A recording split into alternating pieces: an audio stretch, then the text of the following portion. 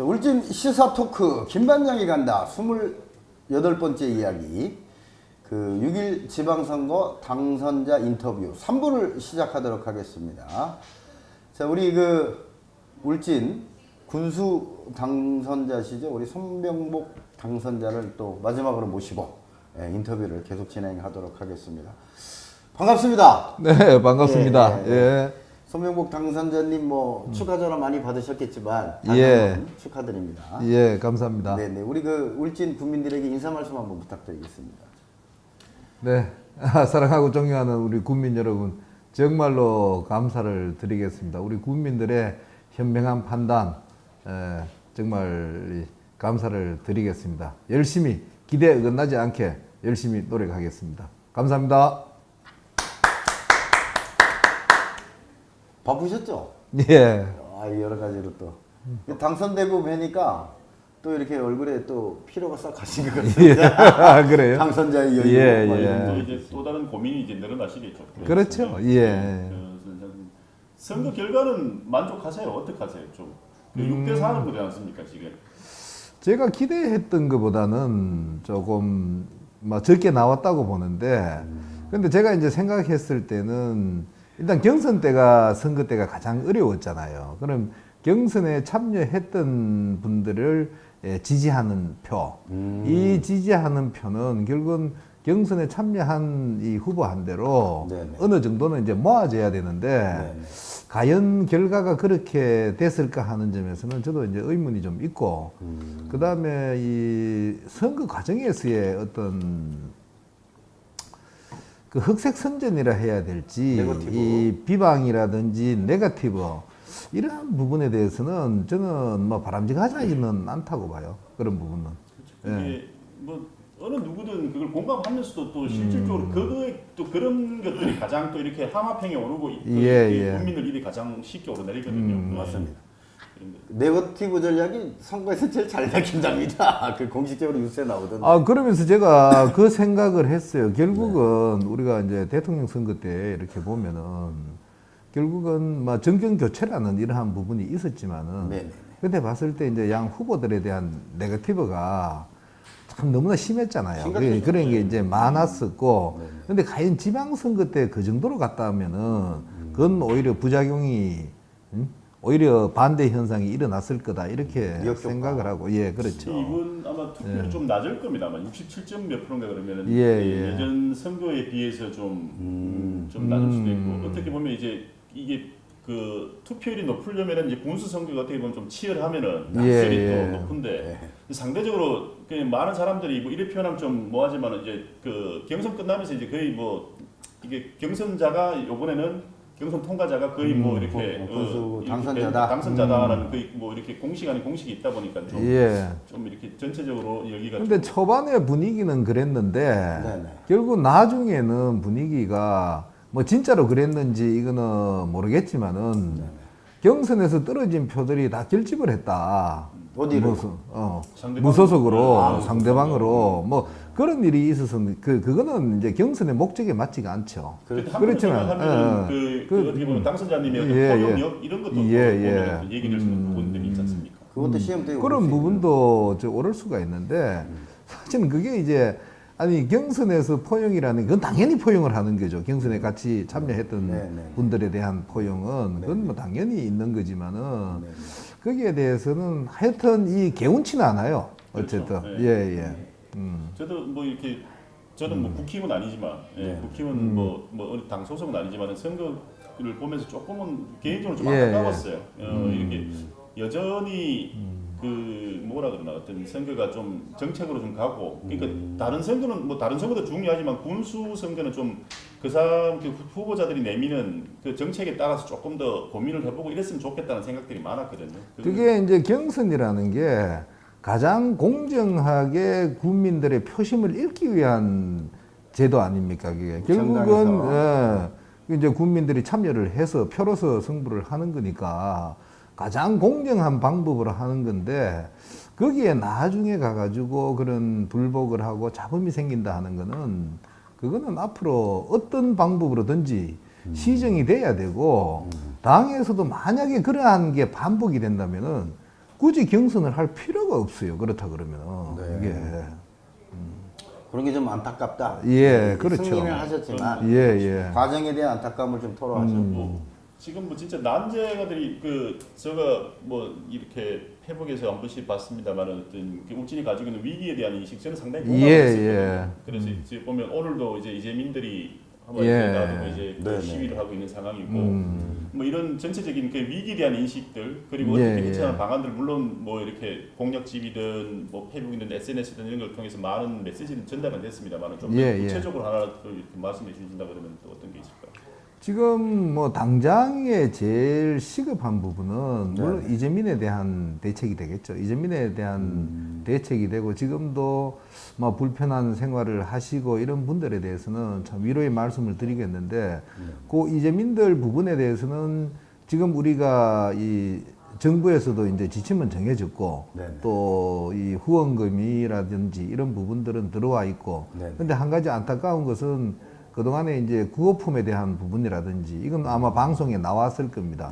그때 처리를 못해서 또 폐기 처분되는 부분도 있고 아마 그런 걸 방송을 봤는데 좀 안타까운 현실이고 사실 이게 또 한꺼번에 밀어 닥치니까 이제 공무원들로서도 이제 한계가 있었구나 하는 느낌은 드는데 어쨌든 그러한 부분들을 현명하게 또 처리해낼 수 있는 게 일을 하는 역량이거든요. 그렇죠. 위기에 대한 대처 능력이잖아요. 사실 보면 그게. 그러니까 위기에 대한 대처 능력이 결국은 우리가 뭐 비가 온다고 해가지고 그대로 다 홍수가 되고 또 불이 난다고 해가지고 그대로 이 비가 올 때까지 불이 안 꺼지고 있다 하면은 우리가 대처 능력이 없는 거죠.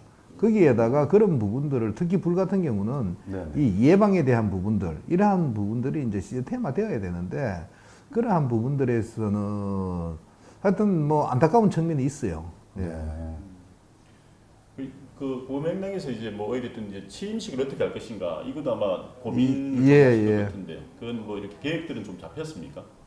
일단 뭐 7월 1일 날에 계획된 대로 취임식은 할 겁니다. 취임식은 뭐 군청 앞마당에서 합니까? 아니면 저는 일단은 지금 이제 야외로 생각을 하고 있어요. 왜냐하면 실내에서 제가 또 마스크를 착용을 해야 되고 이런 여러 가지 복잡한 문제들이 있고 답답한 속에서 해야 되니까 야외에서 하는 걸로 방향은 잡고 이제 구체적으로 계획 중에 있습니다.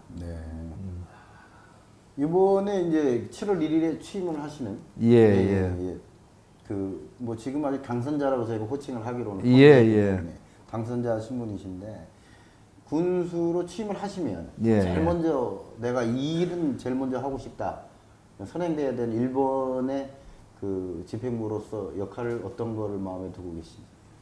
물론 이제 뭐 일의 순서 이제 이 경중을 떠나서 따져본다면은 하여튼 이 이재민에 대한 부분 바로 어떻게든 제가 챙겨봐야 될 거고 그 다음에 또 7월 1일이 되면 인사에 대한 부분도 있어요. 또 7월 달에 이제 정기 인사를 해야 되니까 그러한 부분도 있는데 저는 그런 이재민 부분하고 그 다음에 가장 비중을 두는 거는 우선은 우리 일자리 창출에 대한 이 부분을 현재 상태를 분석을 하고 어떻게 착수를 하고 이러한 부분에 대해서 그러니까 일자리가 길게 봤을 때 장기적으로 일을 할 수 있는 부분이 있고 또 단기적으로 우리 제도를 우리 현재 있는 시스템이나 이런 제도를 이용해 가지고 할 수 있는 부분들도 있고 그 다음에 또 우리 어르신들 일자리라든지 이런 데에 개선해야 될 부분은 없는지 이러한 부분을 하여튼 빨리 좀 보려고 생각을 하고 있습니다.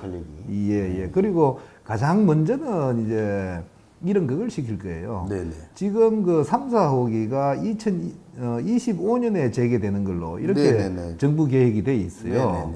그런데 지금 남아있는 일정으로 보면은 환경영향평가, 그 다음에 이 방사능평가, 영향평가 이게 남아있는데 그분이 5년이 지났기 때문에 새로 해야 된단 말이에요. 근데 방사능영향평가는 그대로 가도 되는 것 같고 실제로 이제 환경영향평가가 이게 시간이 오래 걸리고 여기에 대한 절차 때문에 2025년까지 가는 거거든요. 그래서 최대한 단 1년이라도 어떻게든 땡겨볼 수 있는 방법을 찾아가지고 이때 어려운 때에 이 3, 4호기가 빨리 착수를 함으로써 여기에 이제 울진 경제 다시 활력을 좀 줄 수 있는 방향을 찾아보려고 하고 있습니다. 당선자분은 거기에 대한 뭐 인식 그러니까 그거 분명히 말씀하셨었고요. 3, 4호기에 대한 뭐 조기 착공 이런 부분을 말씀하셨고 그러니까 그러니까 이 뭐 반대쪽 목소리도 있지 않습니까? 그러니까 지역에서 예, 반대쪽 목소리인데 그러면 이 울진이 그러면 이제 원전 이미지를 고착화돼 버리잖아요. 예, 예. 지역이 고착화돼 버리고 그리고 이 선거 와중에 상대방 후보가 원했던 그 사용 해결로라는 이 고준위 문제를 들고 나왔어요. 예, 예. 들고 나왔고 이런 문제들. 그러니까 그러면 이 울진이 가지고 있는 그러니까 진짜 울진이 아마 당선자님도 아시겠지만 자연환경이 진짜 좋은 데잖아 여기가. 그래서 그거에 대한 이래 해보고 싶다는 아마 의욕도 많이 리조트 공약. 저는 그러면 이게 좀 상반될 수 있지 않을까. 원전에 고착된 이미지하고 관광 이게들이 관광하고는 저는 상반된다고 보지는 않고 일단 자 원자력에 대해서 10개의 호기가 들어오는 거에 대해 가지고 우리 울진 군민이 평가를 하고 판단하는 거는 이미 지난번에 우리가 저거 3, 4호기까지 한다고 했을 때 이미 국민들의 판단은 끝났다고 저는 생각을 해요. 그 전에 물론 이 반대하는 쪽도 있고 지금도 반대하는 분들도 있어요. 반대하는 분들도 있지만은 그래도 우리 국민들 대다수가 들어오는 게 경제적으로 좋겠다, 이 정도는 괜찮겠다는 판단을 다 해주셨고 다수결로. 그걸 했고 이제 특히 안전에 대한 문제는 저도 본부장을 하면서 제가 제 책 그 무적 구단에 그 쓴 글 내용을 보면 이런 거 있어요. 제가 이 처음에 발령을 이제 소위 때 최전방을 갔어요. 그 GOP에 들어가가지고. 그때 가보면은 한창 이북에서 쳐들어온다, 안 내려온다, 이런 소리로 굉장히 시끄러울 때고, 그 땅굴 파고 이럴 때입니다. 제가 실제로 GOP에 있으면서 밤에 탱크 소리 들리면은 얘들이 땅굴 파는 거 위장을 하는 거 아닌가 하고 이 길을 땅에 대고 들어보기도 하고 이렇게 했어요. 그런데 막연하게 우리 그때 전쟁이 일어나면 어떻게 될까? 전쟁에 대한 이 걱정, 두려움 이런 게 많이 있었거든요. 그런데 GOP에서 이렇게 쳐다보고 바로 북을 쳐다보고 있는 상황에서는 마음이 편안해지더라니까요. 오히려? 예, 오히려.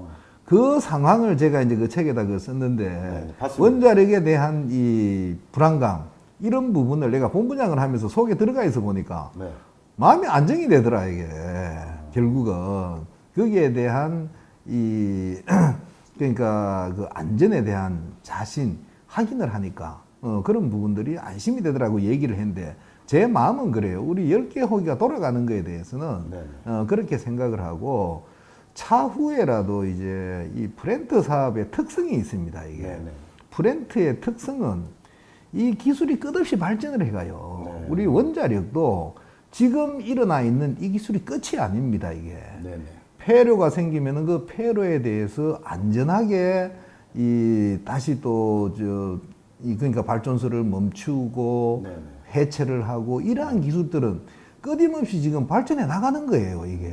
그렇게 하면서 안전을 추구하는 거거든요. 그래서 거기서 제가 짚고 넘어가고 싶은 것은 이게 맞아요. 그러니까 그 원전이 처음 만들어지고 이후의 기술로 해서 이렇게 극복될 수 있을 거라고 생각하는 분이 있을 텐데 가장 큰 문제가 어떻게 보면 이건 뭐 우리가 이까지 가면 좀 이렇게 너무 멀리 가는데 사용 해결로거든요. 사용 해결로. 이런 그런 거였는데 그러니까 뭐 원전적인 그럼 여기서 이제 정리하시고 그리고 이제 그 다른 거 그러니까 지역에서 이제 뭐 스마트 축산이라든가 그다음에 국립공원 이것 때문에 그러니까 좀 지역에서 논란이 좀 있었죠.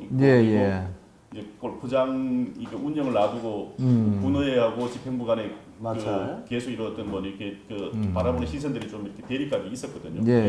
뭐 이거에 대한 뭐 분명히 뭐 고민을 하셨을 거고요. 이런 거에 대해서는. 저는 그 안타까운 게 왜 초기에 소통을 하지 않았을까. 그런데 그 문제는 이미 일어났고 그러니까 들어가서 이제 그걸 해결해야 되는 부분이잖아요. 그렇죠. 그런데 그게 안타까운 부분이 어쨌든 간에 문제를 결국은 문제가 되지 않을 건데 문제가 돼버렸단 말이에요. 문제가 되지 않는다는 거는 하다가 이게 도저히 할 수 없는 상황이 되려면 중단이 되든지 이렇게 해야 되는데 한참을 갔는데 영향평가가 이게 안 맞다든지 이러한 부분이 뒤에 나타났단 말이에요. 이게. 그럼 그 앞에서 이러한 부분들이 걸러지고 같이 얘기가 되어져야 되는데 결과적으로 이렇게 되니까 지금 와가지고는 중간을 찾을 수가 없어요. 이게 결국은. 그럼 한쪽이 뭔가를 포기를 하지 않으면 안 돼요. 이게. 결론을 내리자면은 자 우리가 그쪽에 관광으로 또 주민들이 원하는 우리 그 깨끗한 환경 네네. 이러한 부분들을 원하는 부분을 그거를 포기를 하든지 네. 아니면은 스마트 축산 단지를 포기하든지 이제는 이렇게까지 가버렸단 말이에요 이게. 근데 그걸 해결해야 되지 않습니까? 오히려? 그러니까 해결이 그 사이에서 해결이라는 거는 결국은 그렇게 가지는 속에서 그러면은 포기되는 부분의 손해가 가장 적은 방향으로 해주는 수밖에 없단 말이에요. 둘 다 끌고 갈 수는 없는 거예요 이게. 이제는 예. 그 이제 해결 방안은 들어가서 보시고 예, 또 예. 이거를 스마트 축산이 됐든 국립공원 유치가 됐든 포기할 건 포기하고 또 그렇죠. 끌고 가고 모든 건 그래요. 판단의 기준은 국민의 입장에서 군의 입장에서 어떤 게 더 좋은 거냐, 국민들한테 어떤 게 더 좋은 거냐. 결국은 그렇게 판단을 할 수밖에 없는 거예요. 예.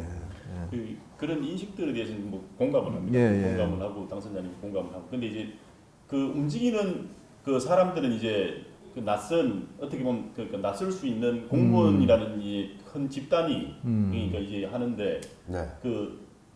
그러니까 그 물론 이 앞에 군수님도 이제 그런 노력을 하셨겠죠. 그런데 그게 안 되니까 어떻게 보면 이런 이 지경까지 뭐 이 지경이 예. 맞을지 모르겠지만 이런 사태가 됐는데 그 조직에 대한 뭐 이렇게 그 장악이라든 뭐 장악이라는 표현은 좀 그렇고요. 예. 이걸 뭐 그러니까 이 직원들에 대한 공무원에 대한 뭐 이런 뭐 계획 같은 거라든가 뭐 이런 뭐 보관이나 그러니까 이제 삼성에 계실 때나 예. 또 분명히 다르다는 거죠. 예, 본부장으로 원자력에 계실 때나 또 그런데 우리가 리더십이라는 게 네. 결국은 그 리더십은 상황에 따라 가지고 다 틀리게 발휘가 돼요. 한 가지의 리더십을 가지고 모든 게 발휘가 될 수는 없어요. 네. 그런데 결국은 뭐냐 하면은 우리가 옛날에 우리 군수님들의 리더십을 보면은 저 신정 군수님이 하실 때 어떤 군대에 이 군대 정신에 입각한 이러한 부분들, 네. 이러한 부분들로 어떤 리더십을 발휘를 했어요. 그런 리더십을 발휘를 했고, 그 다음에 또, 제가 이렇게 분석을 하는 게 좀 주제 넘을지도 모르겠지만은, 네. 또 임군수님의 리더십은 어떤 실무에, 그러니까 도의 그 행정고시 출신으로서 도에 근무를 하시다 보니까 행정에 대해서 잘 알았겠죠. 네. 그러니까 그런 부분적으로 실무를 잘 아는 이런 부분의 리더십을 발휘를 했단 말이에요. 그런 발휘를 했는데 저는 그렇게 생각해요. 이게 결국은 자 공무원들의 일은 결국은 이 국가의 이 국민들을 위한 참 저게 아닙니까? 그 봉사죠? 뭐라 해야 돼? 봉사를 하는 분들인데 그러면은 저는 첫 번째로 그 봉사에 대한 자긍심, 그 다음에 국민들에 대한 어떤 가치를 만들어내고 국민들이 잘 사는 부분들을 만들어냈을 때에 거기에 대한 이 자긍심이라든지 아니면 이 뭐 자기 만족. 그러니까 우리가 보통 보면은 성취욕이라는 게 있잖아요. 군수로서. 이러한 부분들이 있어야 된단 말이에요. 이게 그게 거기에다가 이제 승진 이러한 부분인데 그러한 바탕들이 보면은 결국은 우리가 인사가 만사다 이렇게 얘기를 하는데 그러한 부분들이 인사 정책이나 이런 데 나타난단 말이에요. 내가 일을 잘했을 때에 승진이 되고 이러면 뭐 거기에 대한 보상을 받는다는 게 승진과 이 결국은 이 뭐 월급은 아니지만 인센티브란 말이에요. 인센티브. 이 인센티브는 공무원들 속에서는 그렇게 많이는 못 줄 거예요. 그렇죠. 예. 뭔가 기업에서는 그게 어느 정도에까지 스탑 이 옵션 긍지를 그래. 올려주고 이렇게 할 수 있는 그게 되지만은 그러면은 승진이라든지 일에 대한 자긍심 이런 거란 말이에요. 그럼 일에 대한 가치를 느껴주고 그런 자긍심에 대한 거는 그거는 어떤 교육의 문제, 정신적인 문제, 공무원으로서의 어떤 이 자긍심 이러한 부분들에 작용이 되고 실제로 그게 이제 성진이 남아있는 부분은 정말로 일을 잘하는 사람들이 제대로 승진을 하고 제대로 이루어졌을 때 그 일을 할 수밖에 없어요. 일을 한다고요.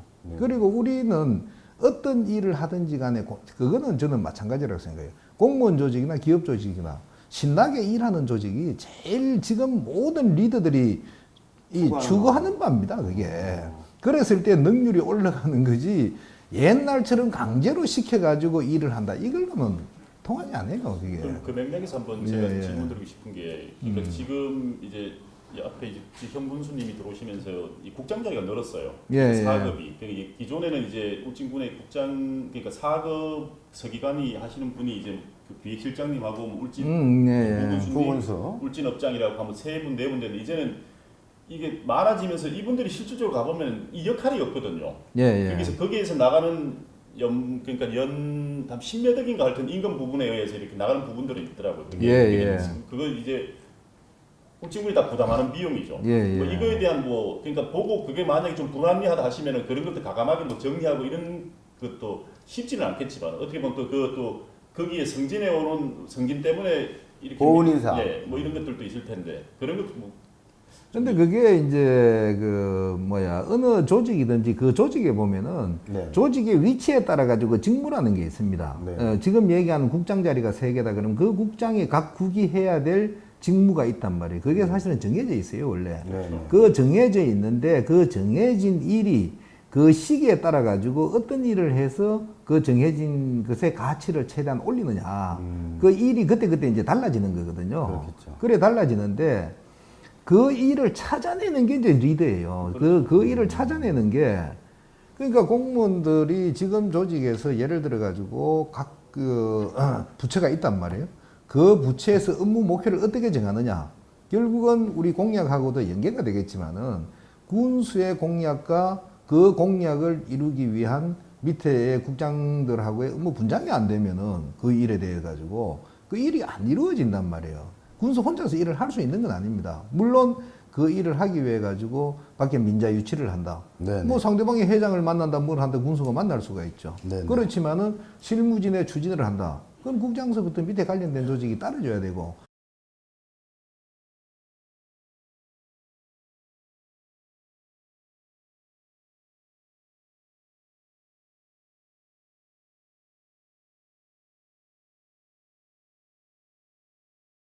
있을 수 있잖아요 보면은. 지금은 파격 인사까지는 생각을 하지 않고 있고 왜냐하면은 우선 들어가서 이 조직 진단을 좀 해야 됩니다. 이게. 조직 진단을 해야 되고 그런데 제가 앞으로 이제 인사를 하면은 중요 보직에 대해서는 그러니까 희망제라 해야 될까 본인들이 희망을 하고 이제 면접을 해가지고 과연 그 직무에 대해서 해야 될 열이나 그다음에 지식 영향이 충분히 있느냐 하는 거를 볼 생각은 하고 있어요. 그거는 언제부터 한번 보시겠다? 아니면은 그러니까 직접 지원을 하도록 하겠다 이거죠. 그 지원자들을 해서 이 면접을 하고 그러니까 군수님이 직접 해서 그렇죠. 하면은 직접 뭐 저 혼자 보는 게 아니라 여럿이 같이들 봐가지고 이제 평가를 해서 할 수도 있다 그런 그렇게 되면 어떻게 말씀입니다. 보면 그 자리에서 군수님이 그러니까 뭐 이렇게 좀 마음대로 하는 사람이 가장 유리할 수 있잖아요. 보면은 아니죠. 그거는 평가 기준을 사전에 만들어야죠. 매년에 만들어가지고 평가 기준을 봐가지고 이 사람의 리더십이라든지 아니면 지식의 정도라든지 영향이라든지 이런 걸 별도로 만들어가 봐야지 적극적으로 봐가지고는 그건 의미가 없어. 그러니까 이렇게 인사를 이렇게 하겠다는 걸 하죠. 근데 어떻게 되든 군수님께서 대해서 이제 안찬 면접을 보는데. 조금 더 관심을 가지고 이렇게 보면은 같이 이렇게 면접 가치가 있는 이런 분들이 아무래도 그러니까 면접관들이 같이 그것도 있겠지만은 이런 것들. 사전에 그 기준을 어떻게 설정하느냐가 인사권자라는 게 그런 거예요. 그래서 우리가 예를 들어 가지고 친절이다. 친절을 잘하는 사람을 나는 배점을 높여주겠다. 그러면은 친절이 배점이 올라가는 게 우리가 일하는 데서 예를 들어 가지고 100점 만점을 한다. 그러면 친절을 어떻게든 시켜야 되겠다. 이게 이제 울진군청을 끌고 가는 가장 근본적인 게 친절이다 그러면은 친절을 다른 것보다 배점을 높이는 거예요. 배점 높여가지고 대신에 친절에 대한 정의를 하는 거죠. 그래서 배점을 높여가지고 그래야 은행이 일치가 되는 거예요. 사람들이 일하는 거하고 이 평가하고 승진하고 이런 게 다 일치가 돼야 된단 말이에요. 이게 연관성이 있어야지. 그렇죠. 친절은 해야 된다 그러고 친절한 사람 승진 못하면은 안 되잖아요 이게. 근데 이게 뭐 시스템화하게 하시겠다 이게 기후지만은 그러니까 이 군에서 인사가 날 때마다 하여튼 그러니까 지난 잡음이 많죠. 항상 있고 이제 누구 줄을 섰다 못 섰다 이게 항상 그 얘기가 나오는 게 그런 거거든요 보면 그래서 지금 과거에 했는 인사에 대해서는 제가 평가를 하고 싶지는 않고 그렇지만은 이런 부분들은 있어요. 이게 이제 그런 소리는 나와서 안 돼. 뭐 누구 줄을 썼다 안 썼다 이런 소리는 나와서는 안 되고 네네. 여기에 대해서 그거는 뭐 바람직하지 않다고 봅니다. 그 맥락에서 지금 뭐 흔하게 이제 그 취임하시게 되면 이제 캐치프레이즈를 내지 않습니까? 어떻게 예. 그거는 뭐 좀 정하셨어요? 아직 정하지는 않았는데 저는 이 저거 어떻게든 간에 열린 행정 쪽으로 저걸 할 겁니다. 지금 뭐 여러 가지 이런 목표를 정하고 이런 거는 나중에 저걸 할 거고 어쨌든 우리 군민들하고의 군민을 섬기고 군민을 뭐 주인이라 군민을 고객처럼 고객이 왕이잖아요. 그렇죠. 군민이 고객이 되고 군민이 주인이 되는 이런 열린 행정 이런 부분이 제일 먼저 그게 돼야 되고 저는 캐치프레이즈가 예, 상당히 중요하다고 생각하거든요. 예. 그래서 이게 때론 보면 그 목적이 있고 수단이 있는데 예. 그러니까 이게 뒤바뀌는 수도 있는 것 같아요. 그럼요. 그러니까 이게 목적이 좀 분명해야 되는데 그러니까 그 목적이 좀 분명하게 드러났으면 좋겠다. 그게 이제 물론 이 저거 군청 나름대로 그게 있을 게 어느 기업에도 보면은 핵심 가치라는 게 있어요. 그 맞아요. 핵심 가치의 체계가 경영 이념이 있단 말이에요. 네. 왜 이 경영 이념 같으면은 이 사업을 왜 일으켰다 하는 큰 이념적인 거. 그 다음에 이 사업을 해서 어떤 방식으로 하겠다, 어떤 목적으로 했다 이런 가치의 체계가 있어요. 그럼 당연히 정부에도 그러한 체계가 있을 거예요. 그게 그러한 부분을 다시 한번 공무원들이 그럼 그런 부분들이 있다면 그런 부분들에 대한 재교육이 있어야 돼요. 이게 그 기본을 다시 한번 보는 게 근무를 하는 데 있어서 마음을 가다듬고 내가 어떻게 출발을 해야 되느냐 하는 거를 보는데 굉장히 중요한 상황이거든요. 간단하게 요약하겠습니다. 예. 두 분이 지금 계속 이제 핑퐁 게임을 해서 제가 예. 들어갈 자리가 없어서 계속 있었는데 그 손병복 당선인께서는 그 앞으로 군청의 인사에 기존은 그 공정성 그리고 예. 면접을 시스템화해서 그 면접을 통해서 바른 인재를 뽑는데 그리고 그들의 성과를 그 격려하는데 중점을 두고 그 지금까지 울진군뿐만 아니라 공무원들이 행해왔던 인사와는 조금 파격적인 부분들이 있을 거다. 그걸 시스템화하겠다 이런 말씀이시죠? 뭐 기존 시스템에 충실해도 그 정도 충분히 되고 그 다음에 아까 이제 전체를 다 면접을 하겠다는 게 아니고 그렇죠. 중요 부서에 대해서 그 지원에 의한 프로젝트 그렇게 삼성으로 얘기하면 전략기획실 예.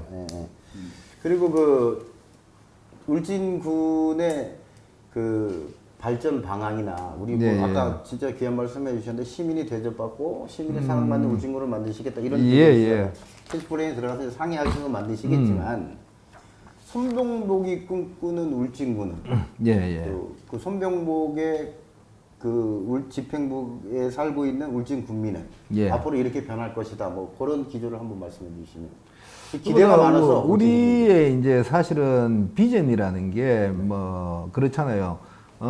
뭐 저 2030년 같으면은 2030년 비전이라 그러면은 2030년에 우리 울진군의 모습이란 말이에요. 그렇죠. 이래.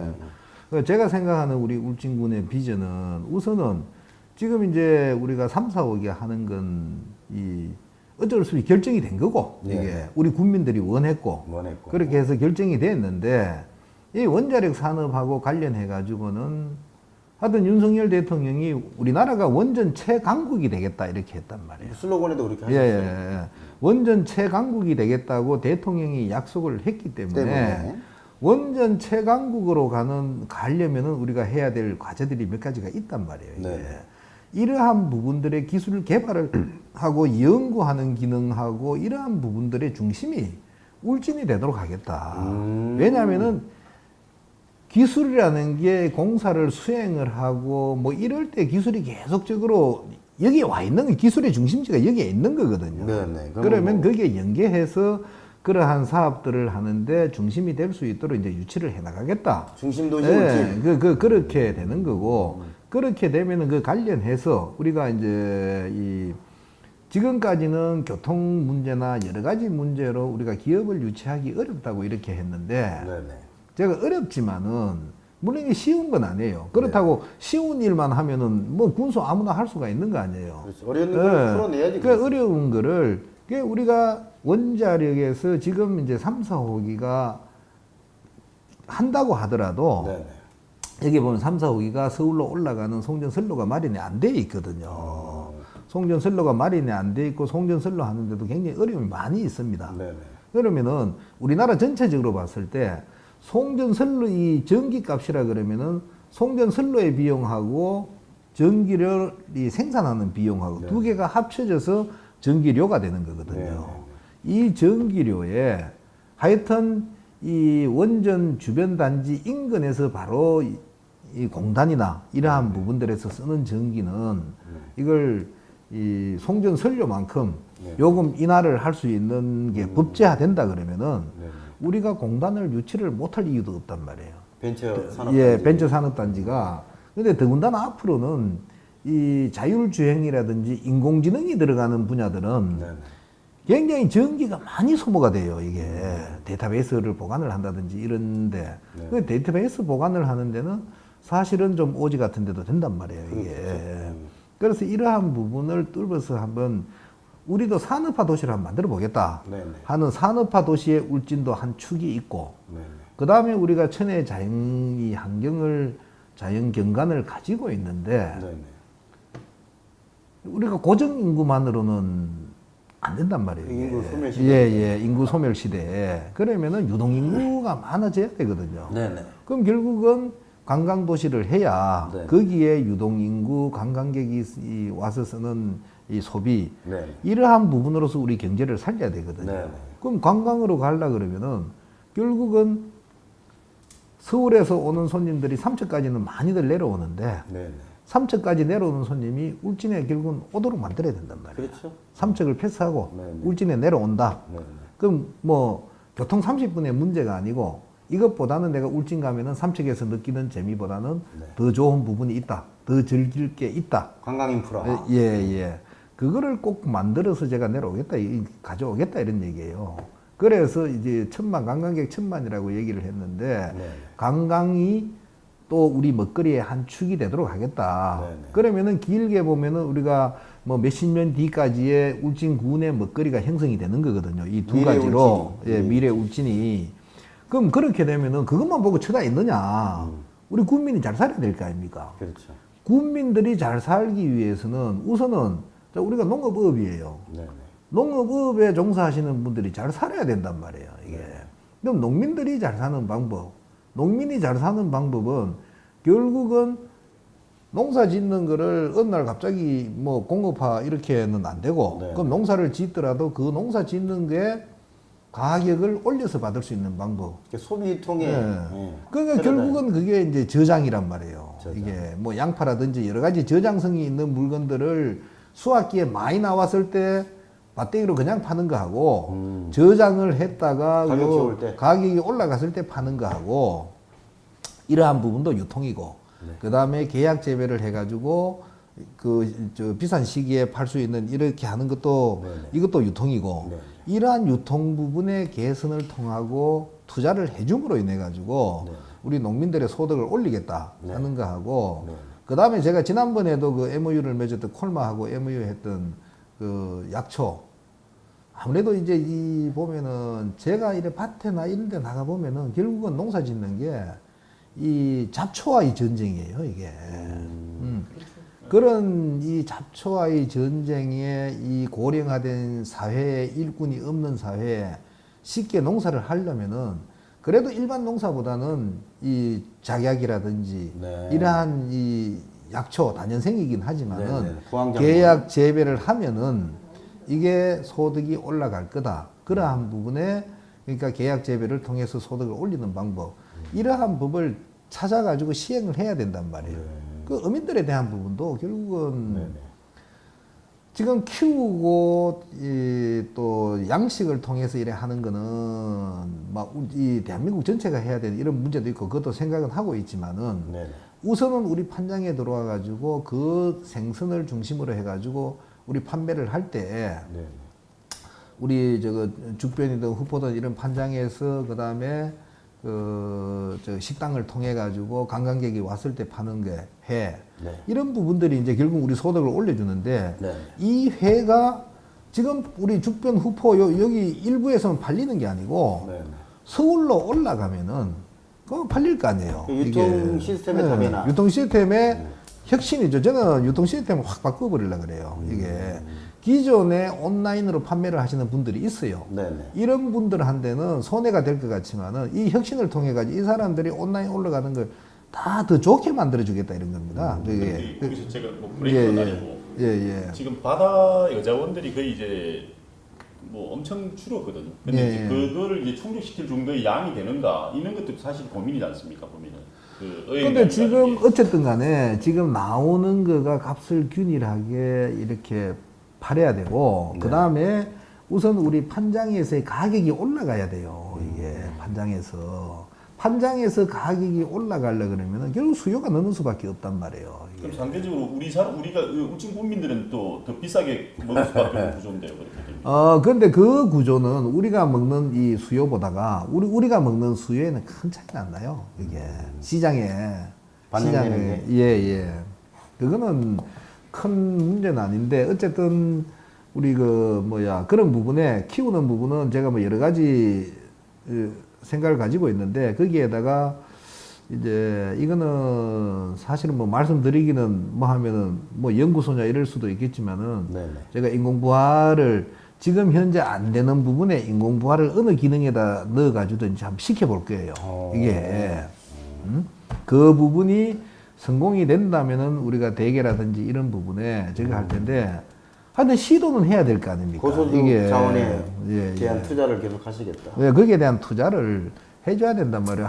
하다못해 우리가 전체적으로 우리 예산에서 결국은 이 쓸 수 있는 부분을 어디에 어떻게 쓸 거냐 하는 것은 배분의 문제예요. 적절한 이게 배분. 배분의 문제고 차라리 우리가 관광 자원으로 투자를 한 거에 보면은 일부 정말 관광에 도움이 안 되고 있는 이 시설들이 있습니다. 뭐 굳이 제가 이름은 얘기 안 할게요. 굳이 이름은 얘기 안. 그런데 투자를 할 바에 우리가 농업이나 업에 투자를 해서 어민들이 잘 살게 하는 분야도 연구를 해야 돼요. 이게. 가성비 좋게 투자를 하시겠다 이 말씀이시죠. 예. 진짜 뭐 할 일이 너무 많아요. 할 일이 너무 많으셔가지고. 그래도 한 가지만 여쭤볼게요. 이제 우리 그 당선자님 오신다 하니까 그 제일 많은 질문이 리조트에 관심이 많아요. 리조트 유치를 어떻게 하실 건지 그걸 꼭 물어봐 달라고 여러분들이 연락이 왔었어요. 그거는 제가 왜 그 생각을 하느냐 하면은 저도 개인적으로 제 목표예요. 왜 그러냐?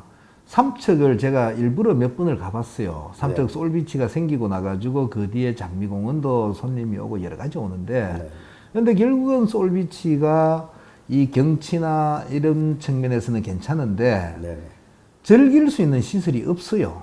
그 우리나라에서 즐길 수 있는 시설은 에버랜드 속의 캐리비안 베이가 그 물놀이로서는 가장 최고로 저걸 하고 있습니다. 그걸 하고 있는데 근데 저게 이제 참 거의 인공 파도 이런 놀이로서 그걸 하는데 저게 산속의 민물이란 말이에요. 이게 바다의 사계절 해수욕장과 연계가 해서 솔비치 같은 그런 기능이 같이 겹쳐져 있으면은 이 부분은 삼척이나 다른 데 오는 손님이 분명히 내려온다 이게. 저는 그렇게 판단을 하고 이거는 전문 컨설팅을 다 받고 하겠지만은 분명히 그거는 저는 승산이 있다고 보고 그렇게 했을 때 투자의 메리트도 있는 게 결국은 과거에는 우리가 이 소재들이 일단 바닷물을 쓰게 되면은 녹이 슬고 뭘 해서 굉장히 부식이나 이런 것들이 비쌌단 말이에요.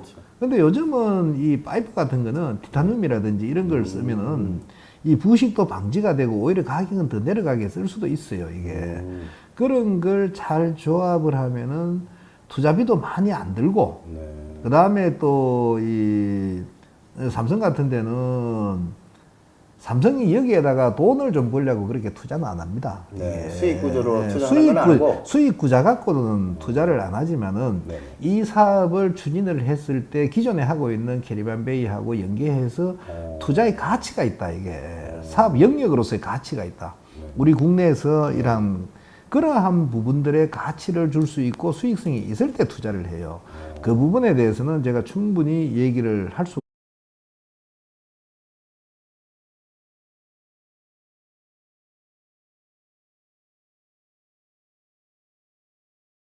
갈까요? 이게 라이브의 묘미입니다. 공기부터 말씀하시면 돼요. 그러니까 이게 공기가 가장 좋은 울진. 울진이 미세먼지가 전국에서 미세먼지 제일 적었잖아요. 미세먼지 제일 적을 때에다가 그다음에 원자력의 이미지가 이게 이제 CO2 이 발생이 없는 친환경 아닙니까 이게. 네네. 그래서 울진을 친환경에 정말로 울진 주변을 친환경에 이 우리나라뿐만 아니고 전 세계에서 거의 어떤 수준에 가는 이러한 부분을 만들 수 있도록 정부하고 얘기를 하고 원자력하고 얘기를 하려고 그랬어요. 그런 부분들이 보면은 그 특구를 만들 수 있는 게 우리가 예를 들면은 전기차에 대한 부분이라든지 전기차를 대폭으로 지원을 해주고 전기차 사용에 대해서 전기차를 예를 들어서 일반 차 사는 가격으로 살 수 있도록 해주면은 우리 국민들한테는 기름값만큼이 돈을 벌 수 있는 거 아니에요? 엄청 세이브가 예. 이러한 부분을 목표로 했는데 이게 산불이 이걸 막아버렸어요, 사실은. 그런데 아직도 생각하고 있는 게 어쨌든 우리 원자력의 이미지하고 친환경 부분을 살려가지고 이 전기차에 대한 부분이라든지 이러한 부분은 좀 국민들한테 실질적인 혜택이 갈 수 있도록 그런 부분은 이 공약에는 그때 빠져 있지만은 제가 계속 추진을 할 겁니다. 그렇지. 새로운 공약들은 계속 공약이 아니고 집행부로서 역할이 있으실 테고 원전 최강국 요 슬로건은 이제 윤석열 정부하고 기조가 같이 되는 거고 그 원전 최강국의 그 중심 도시가 이제 울진이 돼야 된다. 이제는 그렇게 이제 나가야 되겠다, 그죠? 해서 지역경제 활성화, 우리의 새로운 먹거리, 그 관광 활성 울진군에도 투자가 함께 이루어져도 미세먼지가 가장 작은 울진, 청정 울진을 살리는데 전혀 그 기조에는 반하지 않는다. 이런 말씀이시죠. 하지만 이 요약하시는 실력이 대단해지셨어요. 아니요, 지금 뭐 작년 10월에 한 번 나오셨고 오늘 두 번째 나오셨는데 오늘 뭐 당선자시기 때문에 저희가 중간에 이제 치고 들어가는 거를 좀 안 했습니다. 왜냐면 하실 말씀이 많이 계시기 때문에 또 국민들이 들어야 돼요. 하실 말씀들이 저분이 울진 국민들을 위해서 어떻게 먹거리를 갖다 줄까 이러고 기다리고 있거든요, 사실은. 또 뭐 아까 귀한 말씀 해주셨지만은 앞에 했던 집행부들도 잘 하셨겠지만 그들만의 방법으로 또 손병복의 리더십을 상당히 기대하고 있습니다.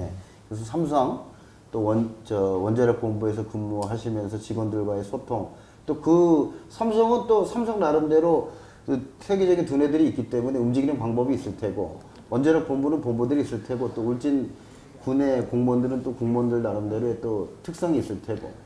올해까지는 어쨌든 이제 뭐 예산이 그 뭐 다 반영이 돼 가지고 추경을 한다 하더라도 별도로 하기가 어려울 텐데 내년에는 분명히 제가 일자리에 대한 부분 이 부분은 근데 지금까지는 뭐 다른 부분으로 조금 집행을 하겠습니다. 이러한 부분들은 결국은 일자리를 만들어서 임대식으로 해주든지 또 어르신들대로의 어떤 일자리를 노인 일자리 창출 노인 일자리 창출 방식을 바꾸어서 이거 다 자료로 남습니다. 그럼 뭐 그렇게 해서 제가 할 거예요. 제가 약속했는 거 뭐 그냥 펴달라고 그렇게 헛공약은 안 합니다. 제가 했는 거에 참 이 죽기 살기로 우리는 죽기 살기로 그건 일을 해야 됩니다. 그걸 해왔기 때문에 제가 삼성에도 살아남은 거지.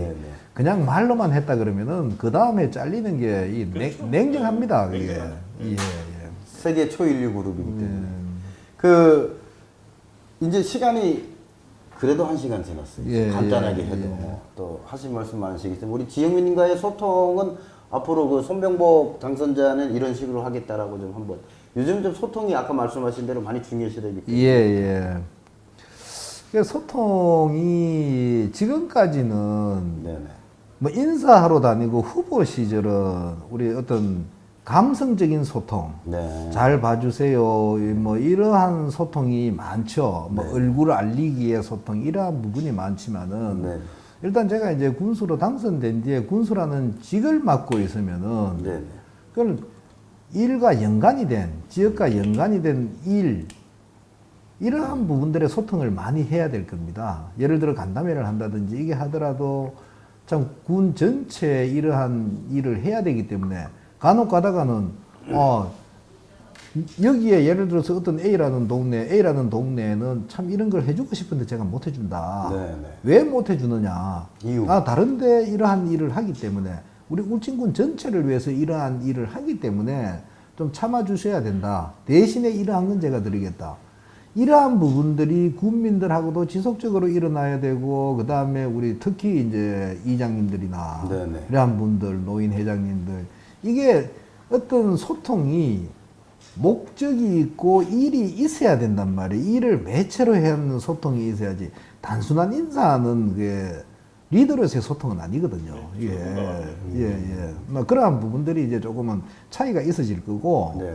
그런 소통의 체계는 만들어 봐야 돼요. 이게 회사에서는 여러 가지 계층별로 해서 이러한 소통을 만든다든지 간담회를 만든다든지 이렇게 해서 인위적으로 이렇게 분류를 해서 만들 수가 있는데, 우리는 워낙 계층이 다양하고 지역도 여러 개로 이제 저희가 자연부락으로 쳐도 한 200개가 넘어가지 않습니까? 네네. 이렇게 되기 때문에 한꺼번에 하기가 어렵거든요. 그리고 그러한 부분들 소통을 할 수 있는 수단이, 제가 전에는 방송도 많이 이용을 했어요. 네네. 이러한 유튜브 비슷한 이런 방송을 해가지고 뭐 회사의 현황을 알려주고 이 소통을 한다든지 이런 걸 많이 했었는데, 사실은 이제 군에서는 또 군민들을 상대로 그렇게 하기는 어렵겠죠. 네. 그렇지만 소통의 방법도 여러 가지로 생각을 해봐야 돼요. 된다 안 된다에 대한 어떤 예. 사안, 정책이나 사안에 대해서는 본인 그러니까 그 군수 신분으로서 예. 당당하게 얘기를 하겠다. 그렇죠. 뭐 예. 뭐 해줄게 이런 게 아니고 그럼요. 그러니까 그런 설득들을 해나가시겠다는 말씀이십니다. 그러니까 이제 마을 찾아가서 선심성으로 아유 해줄게 기다리소 이게 아니고 소통의 다변화를 통해서 문제가 있을 시 그때 즉각 그런 조치하면서 부분들은 그런 마을이 직접적으로 생긴다든지 네네. 뭐 민원이 생기는 데가 있다면은 네. 저는 현장에 가서 해결할 거예요. 예. 현장에 답이 있다. 현장에 답도 있고 현장에 이 주장하시는 우리 군민들의 얘기를 들어봐야 됩니다. 역시 이게. 충성 출신답습니다. 현장 그건, 얘기는. 그렇게 또 우리 소통의 다변화도 또 저희가 또 새로운 소통 플랫폼도 기대를 해보고 그 울진의 지금 군의원들이 8분 중에 지금 뭐 6분이 5분이 그 국민의힘이라서 또 무소속으로 당선된 의원님들도 국민의힘의 당적을 갖고 계셨던 분들이기 때문에 우리 손병복 당선자하고도 친분이 두터우시잖아요. 그래서 이제 처음에 출범을 하시면 손병복 집행부가 드라이브를 걸기가 좋을 거다. 본인의 소신대로 울진군을 이끌어가실 수 있을 거다라고 기대가 큽니다, 사실은 여러 가지. 저는 그 점은 이렇게 생각해요. 결국은 우리 국민의힘 후보들이 당선이 많이 된 것은 좋은 현상이죠. 그렇지만은 무소속 후보가 많았더라도 일하기 어렵다 하는 거는 저는 수긍을 안 하는 게 이게 군민을 위한 일이거든요. 그렇죠. 결국은 우리 이제 군의원님들도 군민을 위해서 존재를 하고 군민을 위해서 일하는 분들이에요. 그렇죠. 그러면 이게 모든 부분들은 이제는 공론화해야 됩니다. 열린 소통이라는 게 그런 거거든요. 그게 진짜 군민들이 아는 쪽에서 군민들이 판단을 하라 이거죠. 군민들이 판단을 해서 이제 해야지. 같은 정당이니까 이건 찬성을 해주고 무소속이니까 찬성 안 해주고, 저는 그 차원은 아니라고 봐요. 이 시대에 국민을 위해서 이러한 일을 할 테니까 네네. 의회에서도 같이 협조를 해 주십시오. 이렇게 하는 게 저는 바람직하다고 봅니다. 예. 간단하게 정리해서 뜻이 있는 길에 길이 있다. 간단하게. 네. 아무튼 뭐 좀 오늘 이게 바쁘신 와중에도 지금 뭐 이렇게 7월 1일이 얼마 안 남았어요, 사실은. 이렇게 시간을 쪼개서 김반장관들이 이렇게 유튜브에 나와주시고 귀한 말씀해 주시고 우리 국민들의 뭐 강연 받은 것 같습니다. 네네. 아이고 죄송합니다. 이게 또 유튜브에 보면 세밭이라고 있는데 좋은 강연이 있거든요. 그걸 듣는 것 같고 또 뭐 모든 말씀이 매끄럽게 이어지시는 거 보니까 이게 다 현실로 이루어질 것 같습니다. 저는 걱정이 이제 너무나 이제 기대를 이렇게 기대 수치를 높여셔가지고 너무 이렇게 좀 많이 끌어올리셔가지고 그러면 이제 또 이 실망도 크고 그 실망이 때로는 그게 이제 결국은 뭐 다음 선거에 또 이렇게 좀 어떻게 뭐 그럴 수 있겠죠. 이런 부분 하여튼 뭐 개인적으로 기대가 큽니다. 또 제가 이제 일하는 게 뭐 어쨌든 간에 제가 일하는 게 어떤 방법으로 할지 아직 결정은 안 했어요. 그렇지만은 국민들께 제가 이 소통이 될 수 있도록 알 수 있도록 이렇게 할 겁니다. 뭐 공약들이 안 되면은 이러한 이유로 내가 도저히 추진을 안 됩니다. 이게 그렇지. 다시 이렇게 바꿔봅시다. 다시 우리 군을 발전을 위해서 이런 걸 네, 해봅시다. 이렇게 할 거예요. 그러니까 이게 그게 진짜 열린 소통이거든요. 하여튼 뭐 열린 군정을 또 이끌어 가신다 하니까 하여튼 뭐 기대가 크고요. 김반장이 간데도 좀 자주 오셔가지고 소통 좀 부탁드립니다. 아유, 제가 필요하면 제가 오히려 일부러 찾아오겠습니다. 예. 그래서 뭐 소통 플랫폼으로 좀 많이 활용해서 울진 국민들의 답답한 마음, 사인과 발언으로 좀 많이 풀어주시고요. 그 마지막으로 우리 손병복 당선인의 이제 인사 말씀을 끝으로 오늘 김반장이 간다 6.1 지방선거 당선자 인터뷰를 마무리하도록 하겠습니다. 존경하는 국민 여러분. 참, 뭐, 다시금 말씀드리지만 너무너무 감사드립니다. 제가 뭐 길게 말씀 안 드리겠습니다. 실망 드리지 않게 제가 말씀드린 부분들 최선을 다해서 강한 울진, 잘 사는 울진, 공정한 울진이 될 수 있도록 최선의 노력을 다하겠습니다. 감사합니다. 그 마지막 인사는 이제 제가 또 마무리해야 됩니다. 우리 손병복 당선자 신발을 보세요. 꼬질꼬질합니다. 너무 꼬질꼬질해 운동화가. 그러지 마세요. 오늘 구두 신고 가라는 거 안 보인다고 또 이걸 신고 왔어요. 참 이거 선거 나가시면서 운동화 몇 컬레 저기 되셨죠? 근데 요즘 참 품질은 좋습니다. 이게 근데 참 신발 세탁소도 있는데 좀 크기도 먹고 살아야 되니까 한 번씩 돌려주시기 바랍니다. 그 운동화를 신고 오신 거 보고 또 느꼈어요. 지금 이제 선거가 끝난 게 아니고 또 다른 울진군의 시작이다. 벌써 결기가 신발을 보고 제가 느껴졌는데 얼굴은 또 좋아 보이시고 항상 건강도 해 보이시고 바른군정, 열린군정, 울진 국민들을 위한 찰칵 같은 정치로 우리 5만 국민들을 행복의 나라로 이끌어 주시기 바랍니다. 민심의 바다는 배를 띄우기도 하지만 언제든 뒤집을 수 있습니다. 울진 군수 손병복 당선자께서 말씀하신 대로 5년 안에 울진군이 원전 중심 도시가 되고 원전 최강국의 중심 도시가 돼서 우리 국민들 모두를 유토피아로 이끌어 주시는 진짜 선인이 되셨으면 좋겠습니다. 울진 시사 토크 김반장이 간다 28번째 이야기 여기서 마치도록 하겠습니다. 철회 경례 고맙습니다. 감사합니다.